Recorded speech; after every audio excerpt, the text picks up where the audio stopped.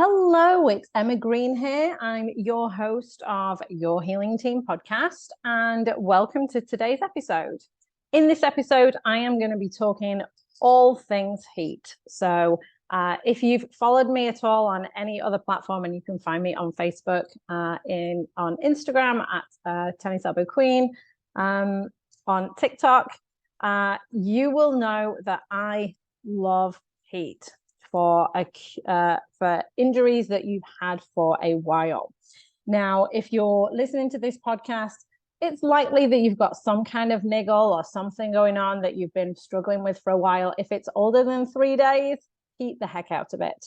And the reason for that is we want to get fresh blood into the area. We want all the building blocks that the circulation brings to get into that area and kickstart the healing. That's oftentimes what the body needs. We need this kickstart to the healing process, and heat can be really effective at doing that.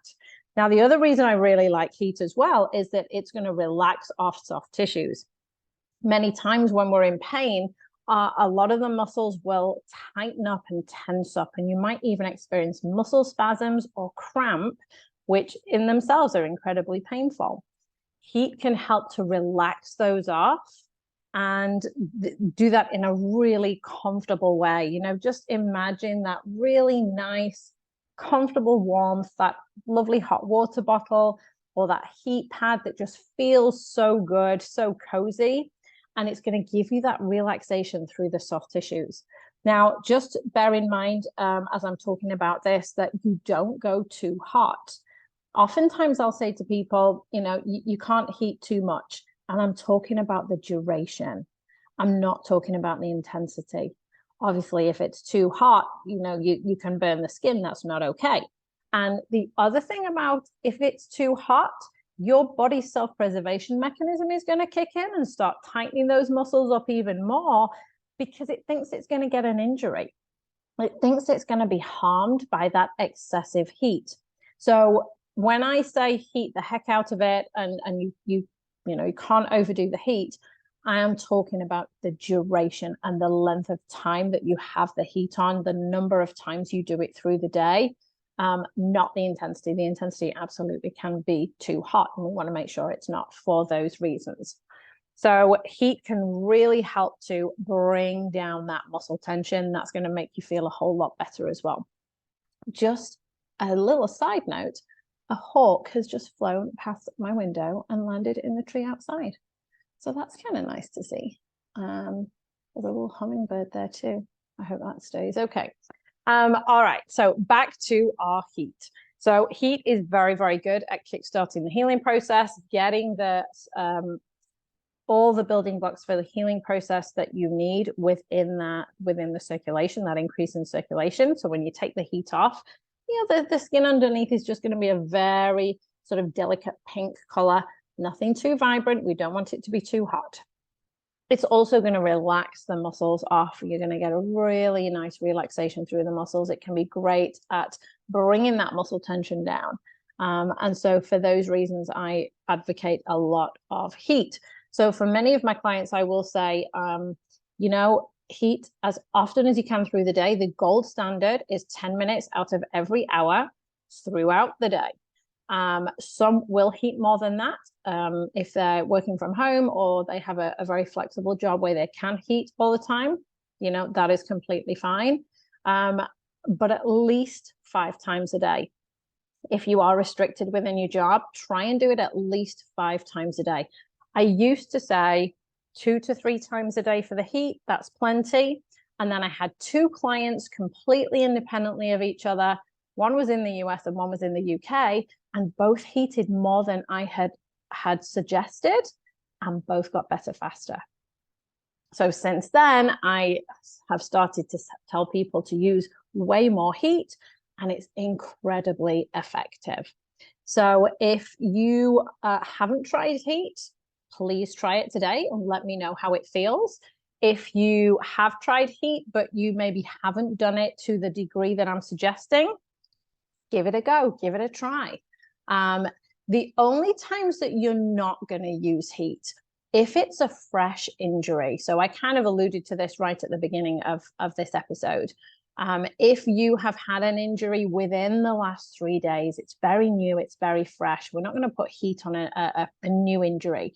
The reason for that is we increase the blood flow to the area. In a new injury, you're going to have bleeding, and we don't want to increase the bleeding to that area, to that injury. So if it's a new injury within the last 3 days, you're going to ice it, not heat it. And we're going to be talking about icing it in a subsequent episode. But if it is longer than 3 days, you're okay to heat. The other times that you wouldn't use heat, if the area feels warm to the touch.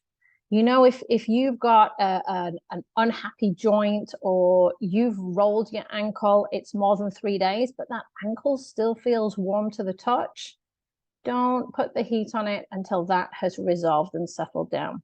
But for a similar reason, it may be that there is still some underlying bleeding going on in that joint, and we don't want to increase that.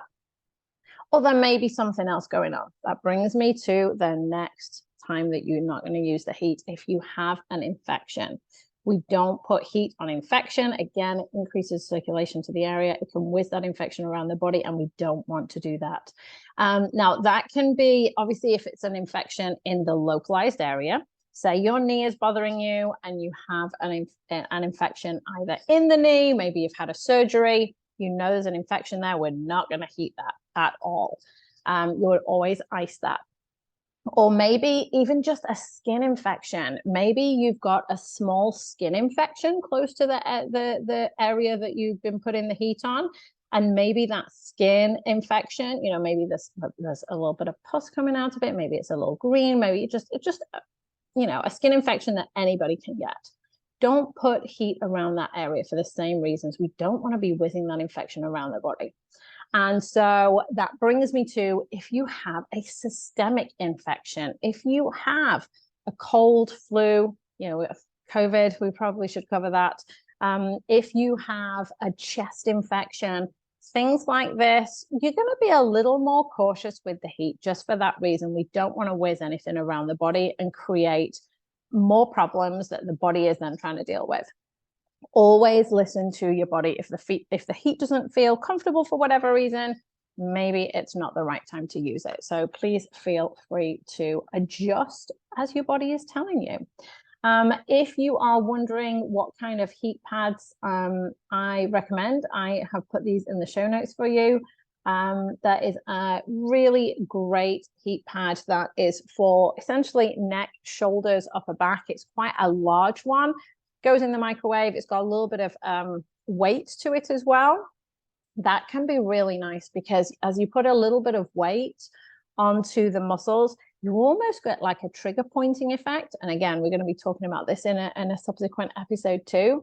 And that helps to relax off the muscles. It can be very calming to those tight muscles and can help to alleviate that tension.